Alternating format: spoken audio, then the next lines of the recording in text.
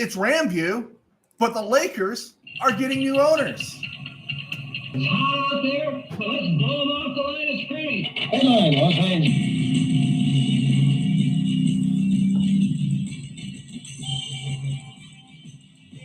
Live from the RamCave, I'm Joe Terosian, and this is RamView, the June 18th, 2025 edition, brought to you by Kistler Law Firm.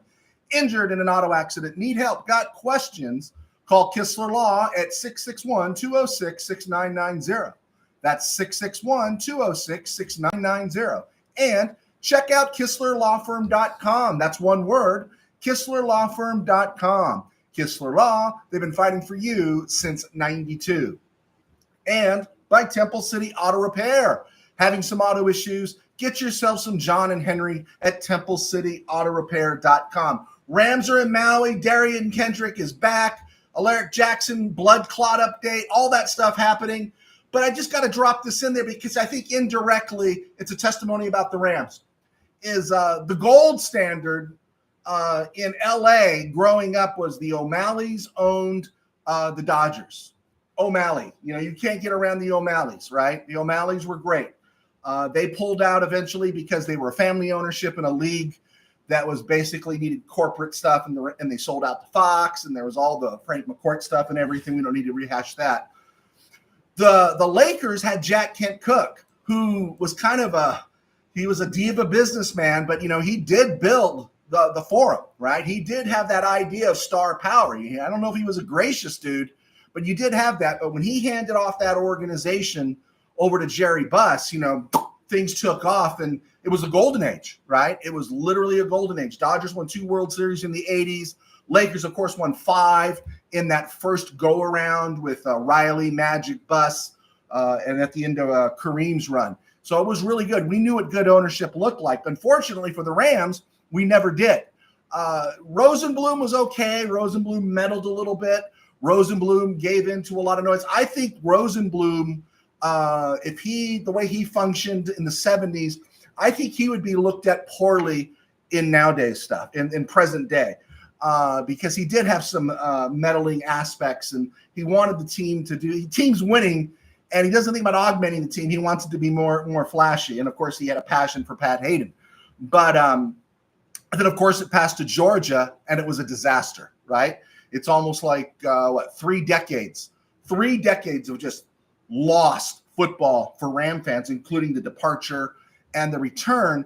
And now we see what an owner, maybe the best owner in sports, Stan Kroenke, what it's like. And then builds a stadium in Inglewood with his blank U money and doesn't need anything from the city of LA. And therefore it gets built because there's no LA councilman, Mark Ridley Thomas, who handed grease to get it done. And that corrupt Coliseum Commission group that was there for years. So we're excited, this golden age of Ram football. And now we've seen finally it's been about 13 years since the Frank McCourt deal was closed and the new ownership came in with the Dodgers, and we've seen the success. And who's it, Mark Walter? I'm trying to remember the guy who keyed that whole conglomeration that bought the Dodgers. And I'm a Mets fan, and I don't like the Dodgers. I don't. I was a Dodger fan my whole life. They did the Time Warner deal. I said bye-bye, right? I'm done. I just didn't care. I didn't like having games blacked out. 72% of the late Dodger fan base was blacked out. And I'm not going to do the patchwork, go around, change my VPN to watch it. It was just too much of a hassle. My second team was the Mets, and I just said, forget it. I'm going to the Mets, and I've never looked back. And I just love giving Dodger fans a hard time as the Dodgers became the Braves, right? Until recently. And but you look at this Dodger franchise, they always bring up prospects. They always make the free agent signing, and they always find a guy that everyone in the league has kind of passed on. They pick him up, and they get another 5-10 years out of him. Kiki Hernandez is a bum anyplace else. He puts on a Dodger uniform, he's a star. Max Muncy, the A's gave up on him. Chris Taylor, I know, is no longer with the team, but Chris Taylor becomes a great contributor. You're looking at all these guys they bring in now. Justin Turner, and I use Justin Turner as the biggest example. As a Mets fan, if you've ever been part of Mets Twitter, it's a very virulent, active group. I never read any complaints any complaints about Mets fans upset that they just let Justin Turner go and the Dodgers got all-star seasons out of him. This Dodger ownership is unbelievable. It's fantastic. And that leads me to this point here. One, as Ram fans, we should feel really blessed. But this is an exciting time for the Lakers. That the one thing the Dodgers are known for, man, they run a heck of a front office and an admin. And if there's anything that's been lacking for the Lakers since the passing of Jerry Buss, it's leadership, it's direction.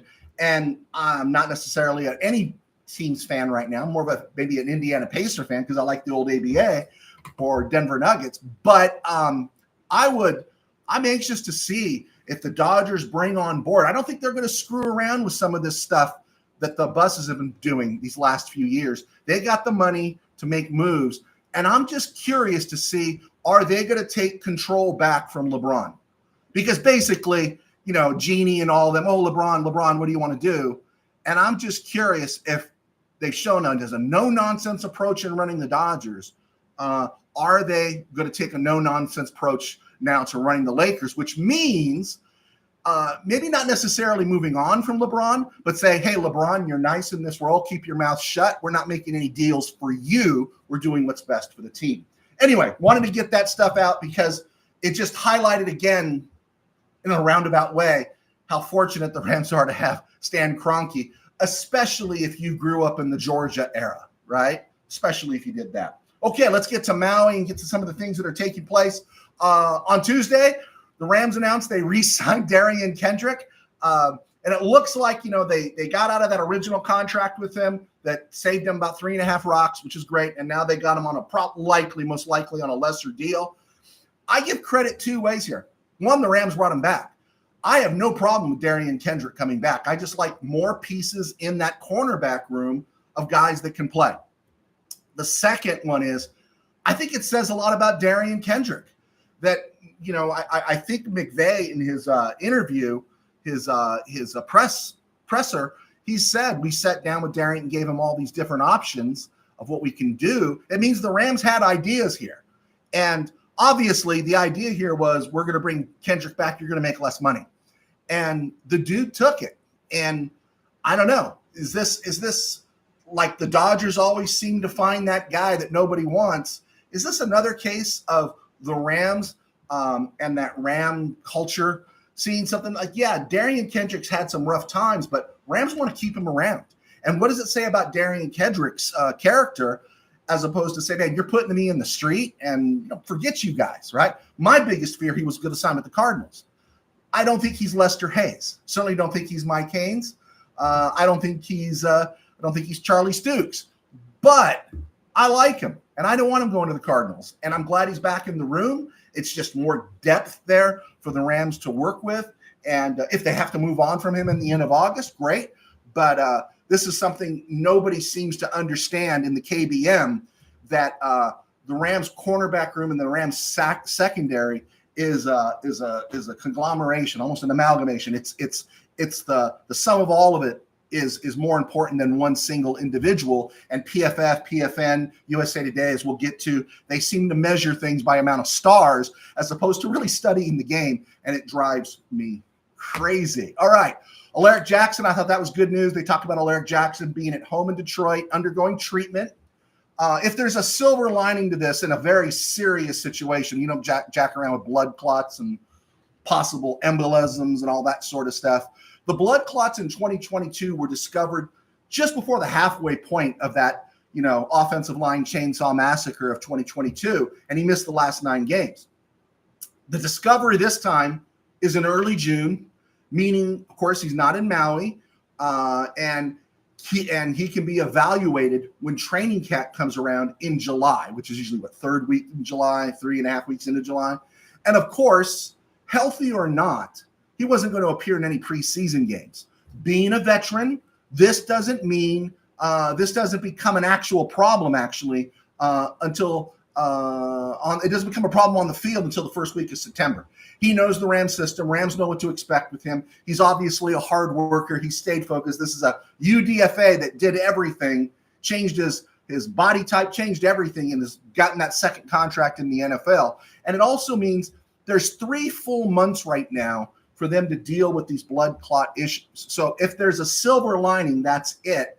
And we'll see how it plays out. He came back after 2022. He has been the Rams starting left tackle, beat out Joe Noteboom in 23, and has been the Rams starting tackle the last 2 seasons. So if we get these, if he gets these blood clot things safely under control, the Rams should be in great shape. All right, let's see what we got here. Steve Ramirez.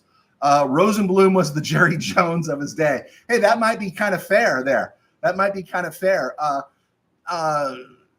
Yeah, that's a great thing. Let's break that one down. I'm going to spend some time and think about that when I come back on Friday. That's a great point, Steve. Micah Gutierrez, training camp dates announced. They start July 22nd at Loyola Marymount. All right, let's see. USA Today. This is, again, one of my pet peeves. USA Today's Nate Davis argues that the Rams defense is flawed. And I thought it was an incredibly lazy take, just evidence that some of these guys just don't do their homework. They look at Pro Football Focus. They look at the roster and they make assumptions, but I don't think they watch any film. His argument was, of all the teams that won their divisions in 2024, Rams have the best chance in 2025 to finish in last place. Now, your quarterback goes down, injuries happen, a repeat of the 2022 offensive line massacre, and okay, yeah, anything's possible.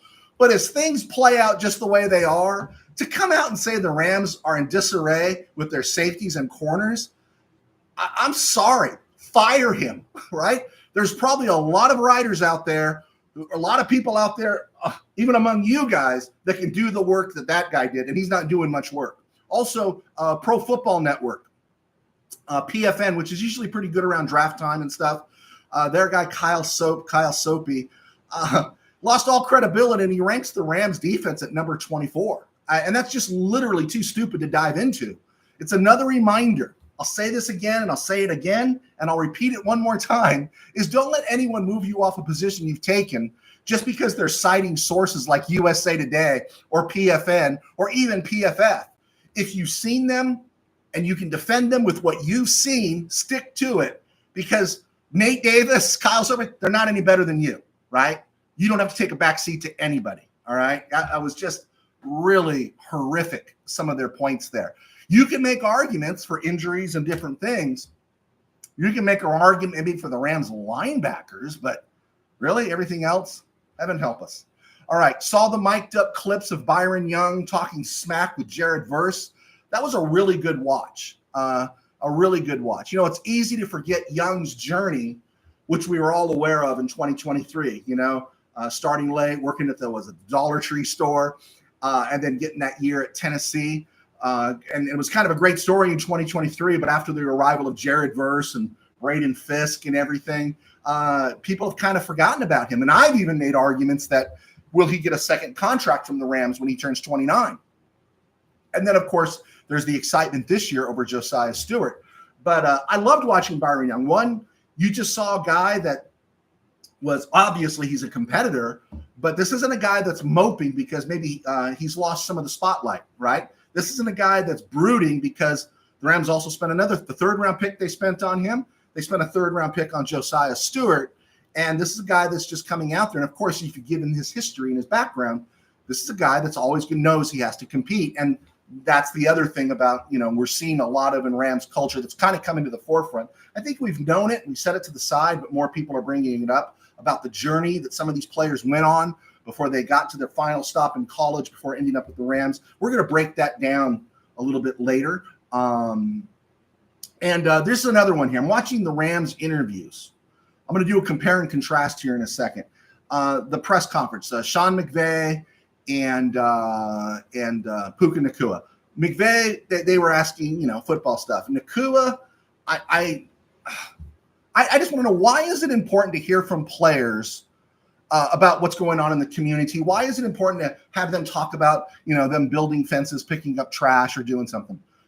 Why do you imply they must do community service that they're in Maui, right? I think they're in Maui because they're there with your family and it's their job. Why do we have to have conversations about, helping out in the community? I don't care. Now, I understand there's public relations and everything. The Rams set up to build, to build a base. That's great. I don't need to hear about it in the interviews, right? I just don't. I mean, one of the most ridiculous questions I heard was posted to Nakua was, who were some of the Polynesian players you looked up to growing up? I looked up to James Harris. James Harris wasn't a half-breed Armenian, right? Growing up in a Spanish, Mexican, Catholic culture, all right? Why would he just look up to one person? Again, the weakness here. Who were some of the Polynesian players you looked up to? Translation, I don't know what the heck to ask. I'm ill-equipped, I'm ill-prepared, and possibly unqualified, and probably going to get a job at USA Today, right? So I'm going to ask some socially acceptable, soul-soothing question to make people love me and sound like I care or I'm important or I'm relevant. Compare and contrast that. If you get a chance, leave me now and come back later. Go on YouTube, stay right here, watch that ridiculous interview with Puka Nakua, not his fault, and then compare and contrast what JB Long did in 10 minutes with the conductor, Kobe Turner. Everything was about football and the team. It was a 10-minute interview, and up to the 7-minute mark, everything was about football and the team, about how they're getting along, how they're working out together. And then after that, it drifts into Turner getting married in the offseason, honeymooning and stuff like that. But JB Long was obviously prepared. You picked up stuff. You learned something watching that, as opposed to, hi, I'm here, I don't know what to ask. I know I go off on these things, but it just really, really frustrates me when you see that. KBM is awful lazy sometimes. Awful lazy. Let's see here. Steve Ramirez, one of the things I disliked about covering Pac-12 for football media conference was the non-football questions. Thank you. Oh, Steve, we're in the same boat then, right? We're in the same boat. I did a media day for Pac-12 basketball, and a few other places, and the most ridiculous questions get asked. Right? And thank you, Steve, for sharing that. Bill, Young and Verse was cool. It was funny when they were fake fighting. Yeah, it was. Wasn't it great? I just love the nature of, I know everything's edited down, but I just love the nature of what we're seeing with the team. And I don't mind, I think they did the stuff, hey, what have you eaten since you've been here in Hawaii? I don't mind that kind of stuff, but don't call it a press conference. Don't call it an interview, right? If I got to hear 50 minutes about culture and 2 minutes about football, right? Anyway, all right. I'm Joe Terozzi, a sports writer for 21 years, still am kind of contributing to Mid-Valley Sports. I now do RamView, thanks to our sponsors at Kistler Law, great supporters there. Also, you guys who support me by clicking on, buying books, make sure you hit like and subscribe. We've actually had a little traction lately on iHeart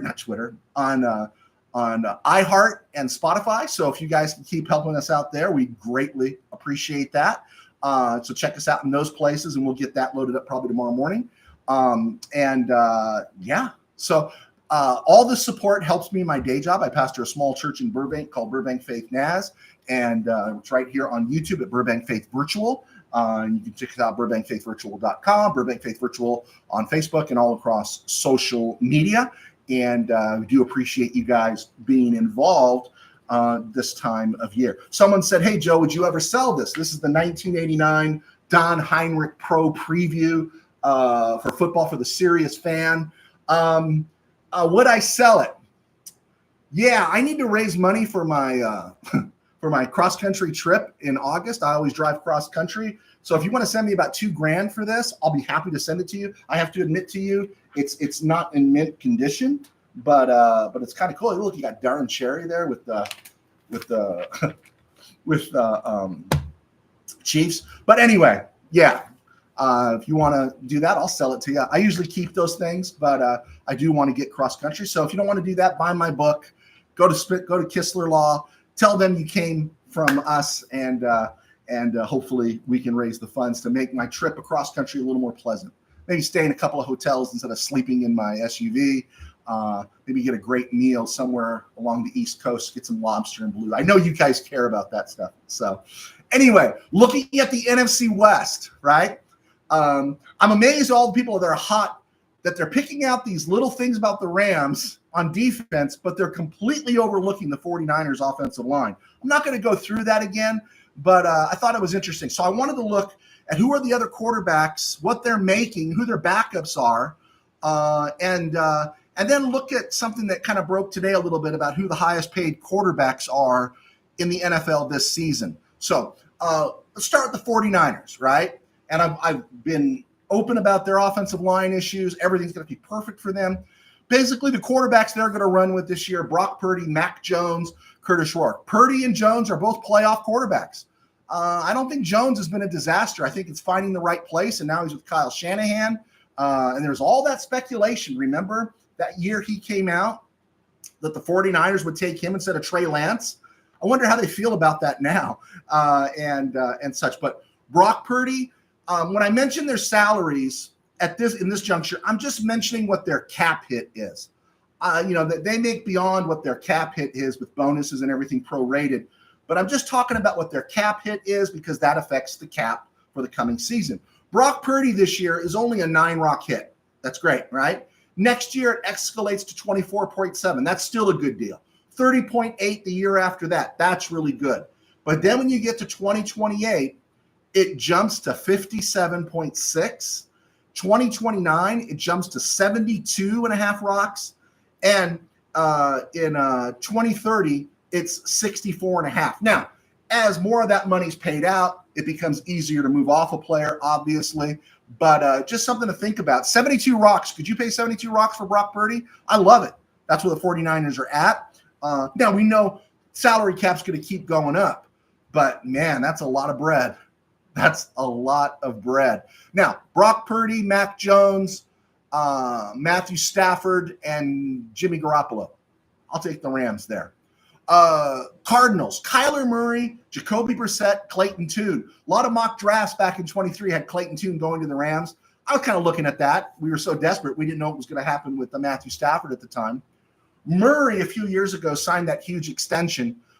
He's 43 rock cap hit this season, 53 in 2026, 43 in 2027, at which time he'll be 30.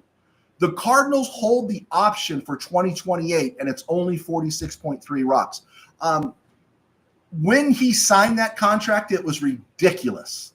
Now, it's like, and again, these are just cap hits.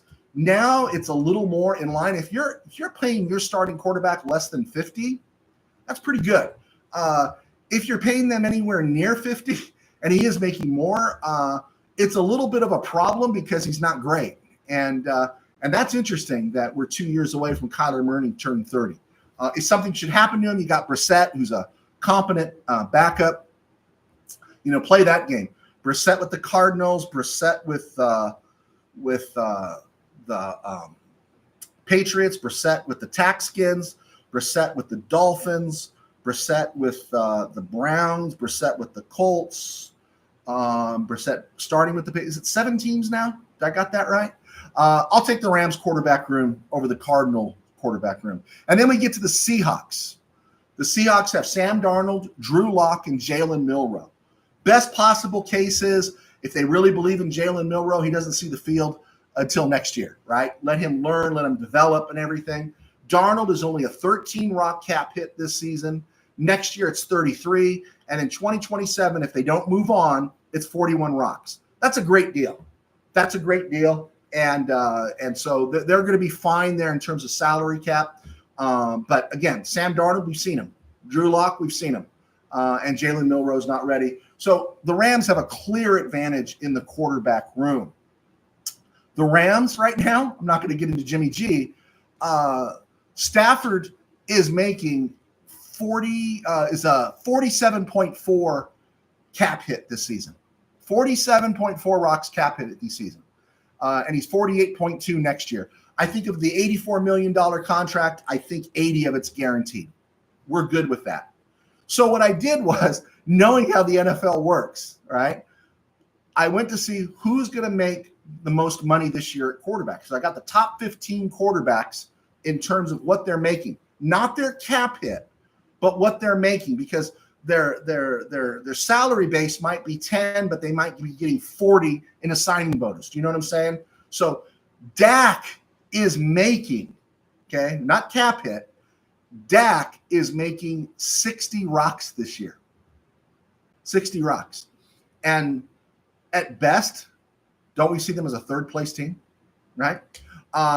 Josh Allen, Joe Burrow, Trevor Lawrence, and Jordan Love are all making 55 rocks. Tua, Goff, Purdy, because of his signing bonus, okay, and other incentives, he's making, they're all making 53. Justin Herbert, 52.5. Lamar Jackson, who we're going to get into in a second here, is making 52. Jalen Hurts, Super Bowl champion, but I don't know, I got questions, 51. Kyler Murray and Deshaun Watson, for not playing, they're both making 46. Mahomes, because he works all those team-friendly deal stuff, making 45, as is Kirk Cousins. The last guy, the 15th highest paid quarterback in the NFL, with a Super Bowl title, Hall of Fame bound, in the window this year for another Super Bowl, Matthew Stafford is making 44. 44. That's what he's making, all right? I'm sorry. He's 47, 44. I got that backwards right there. He's the 15th highest paid. 15th highest paid. That's unbelievable, right? Is Dak going to the Hall of Fame? No. Has he won a Super Bowl? No. Josh Allen hasn't been to a Super Bowl. Trevor Lawrence hasn't been to a Super Bowl. Jordan Love hasn't been to a Super Bowl. Tua hasn't been to a Super Bowl. Goff has. Purdy has. Justin Herbert hasn't been to a Super Bowl. Lamar hasn't been to a Super Bowl. Murray hasn't been to a Super Bowl. Watson hasn't been to a Super Bowl. And Cousins hasn't been to a Super Bowl. What does that tell you? What does that tell you? And regarding Lamar Jackson, word is coming out that he's not necessarily happy with his contract.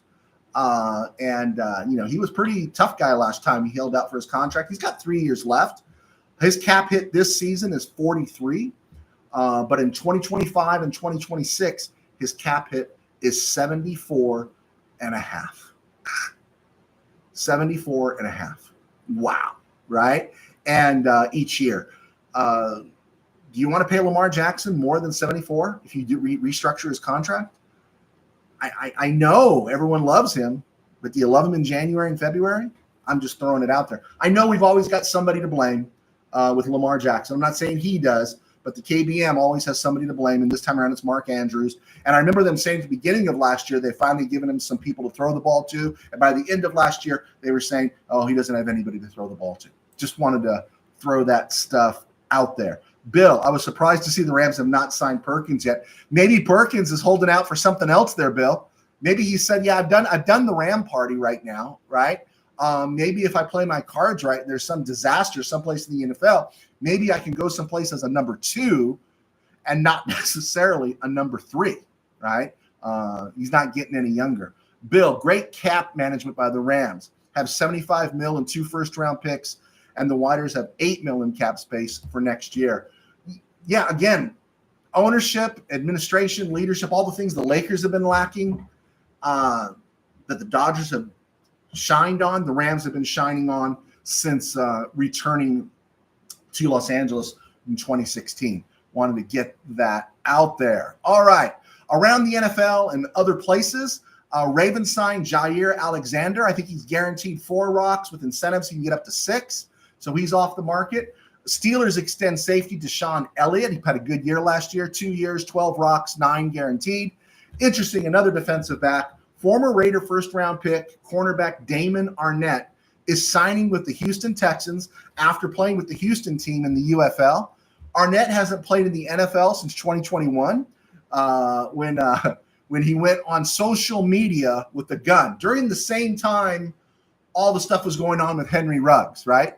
Wisely, the Raiders cut him, but he was part of that 3-year nightmare of himself, Henry Ruggs, Cleveland Farrell, Jonathan Abraham, Alex Leatherwood, as Raider busts between 2019 and 2021. Just a great reminder, note, never hire John Gruden or Mike Mayock to evaluate draft prospects and team personnel. CBS Sports has a great piece. If I can bag on the KBM, I better say something nice about them. They got a great piece called Bust Alert, listing 9 veterans risking bust status coming into the 2025 season. The only name I didn't see on there was Kyle Pitts, the tight end for Atlanta, or have we already declared Kyle Pitts a bust? But these are the guys facing bust status. Trevor Lawrence, who I think is victim more of circumstance than anything else, but they've got him on the list. Bryce Young with Carolina. He snapped back the back half of last year. It'll be interesting to see if he progresses. So I'm not ready to go bust with him yet. Anthony Richardson, 4th overall pick in 2023, started just 15 games in the NFL. And then, of course, last year, I think it was against the Texans, he bailed out of the game because he ran out of gas. A quarterback tapping out because he's gassed. I think he's bust. Jacksonville running back Travis Etienne. I like him as a running back. He, struggles staying healthy. Traylon Burks, number 18 overall in 2022, the guy that made it possible for the Titans to trade A.J. Brown to the Eagles, where he's won a ring. And Traylon Burks, man. Huh? Who? What? Traylon Burks. You're right. Bust. Evan Neal, number 7 overall in 2022, I think is out of LSU with the Giants. He struggled over there. He looks like a guy. I'm wondering if he's someone like will get put in the street and the Rams sign him. And could he be salvaged by the Rams, right? That would be interesting to see. Trevor Penning, number 19 overall in 2020. Evan Neal, Trevor Penning, same draft in 2022, offensive lineman. He has struggled with the Saints. They're looking to change positions with him. He was supposed to be a left tackle. And, they haven't found any answers there. And then Lucas Van Ness, number 13 overall by the Packers in 2023. And I remember people saying, I wish the Rams could get him, Lucas Van Ness at number 13 overall, or would you take Byron Young, who I think number 77 overall in that same draft? Rams scored there. That's a pretty good, interesting read there from CBS Sports. Got it. When they do it right, you better say it.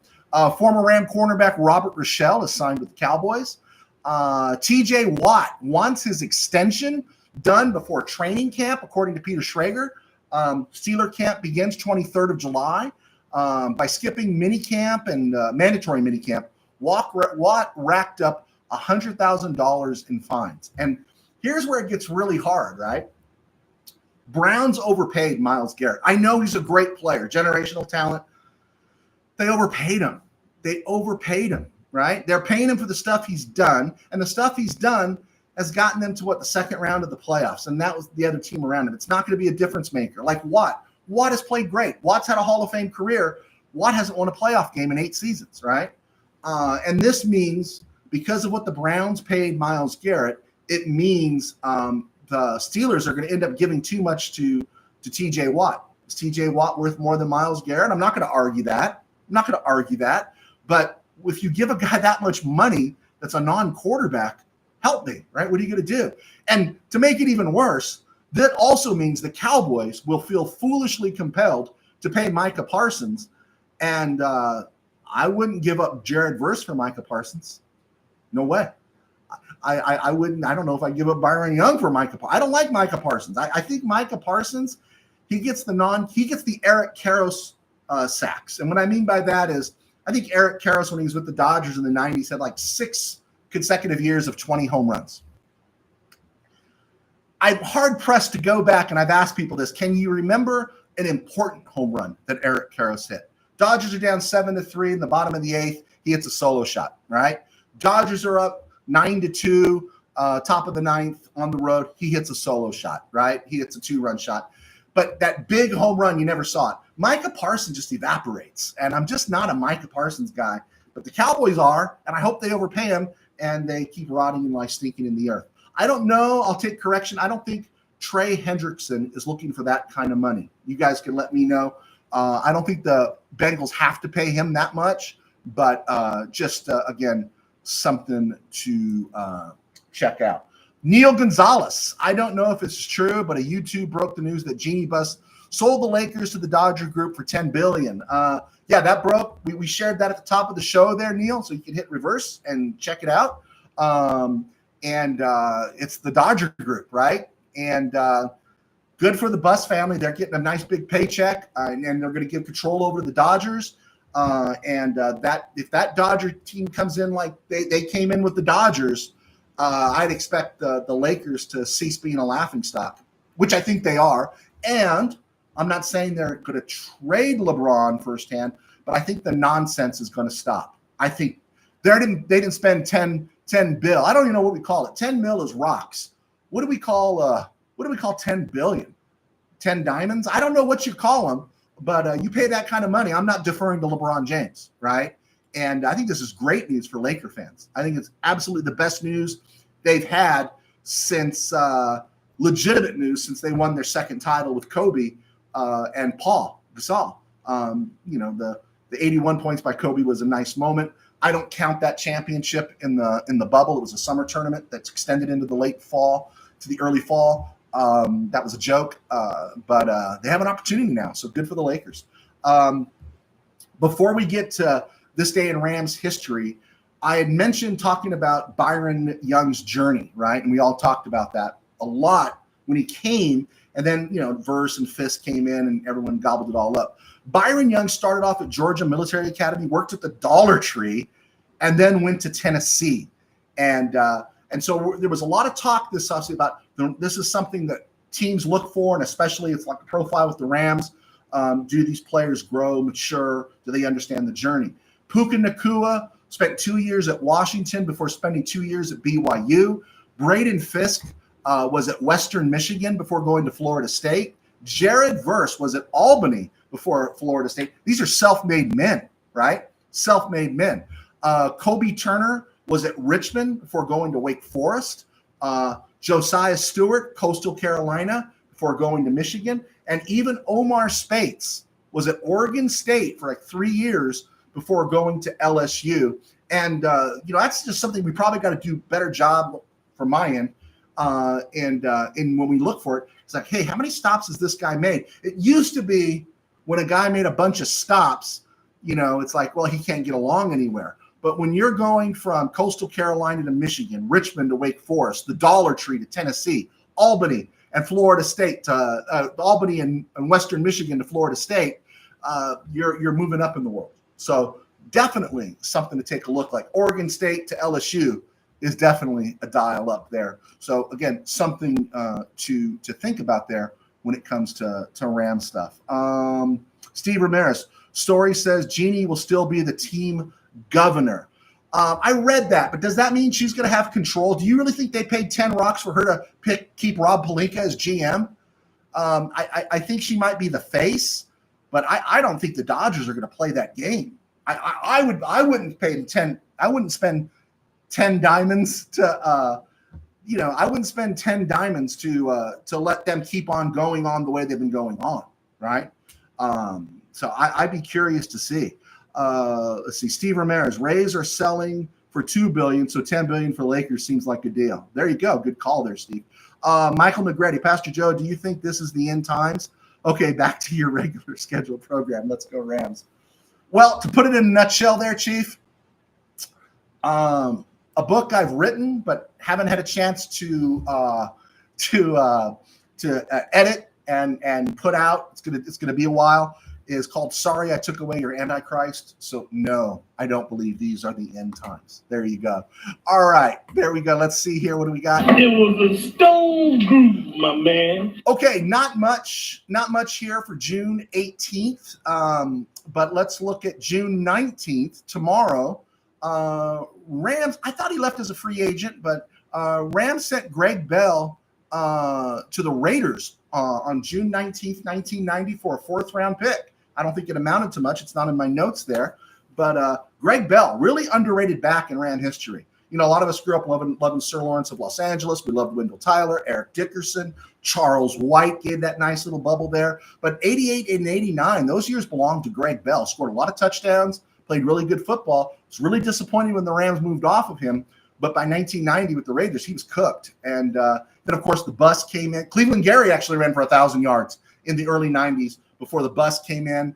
And then, then they tried Lawrence Phillips, and then, of course, Marshall Faulk, Steven Jackson, and the rest is history. But, yeah, June 19th, the Rams moved on, 1990, from Greg Bell. And then the one I wanted to focus on, the late Charlie Cowan was born on this date, on June 19th, 1938. Rams drafted him out of New Mexico Highlands, played 15 seasons for the Rams, right? Started 200 and played in 206 games. Started 186. He only missed 4 games in his entire NFL career. When he broke in, he was left guard. He played right tackle through most of the 60s, and then the Rams made the trade for Bob Brown from the Eagles. Bob Brown's a Hall of Fame right tackle, and Charlie Cowan moved to left tackle. And Charlie Cowan was the left tackle, I believe, through the 75 season. And, that was just one of those things. It was like, you didn't worry about it. Who's left tackle? Oh, it's Charlie, right? Who's the left guard? Oh, that's Tom Mack. Who's the center? Well, first 2 years it was Ken Iman, then it was Rick Saul for 6, right? Who's the right guard? Oh, that's Joe Schiavelli. Who's the right tackle? John Williams, right? And here was the other thing too. I'm trying to remember, and I'll take correction. I started following the Rams diligently in 73.